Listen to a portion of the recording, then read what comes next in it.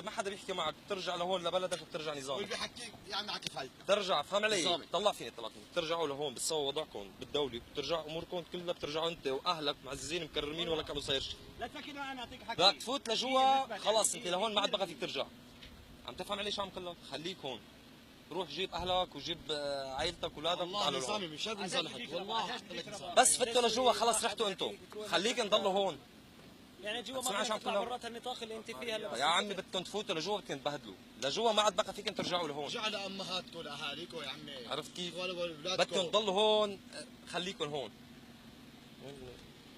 شو بدكم بهالفوته لجوا؟ خليكم هون. روح جيب مرتك واولادك وبتعمل تسويه هون، بتعمل تسويه بترجع لحضن الوطن لهون. ليش ما بيمشي الحال؟ روح جيب مرتك واولادك بتضل هون، ما حدا بيحكي.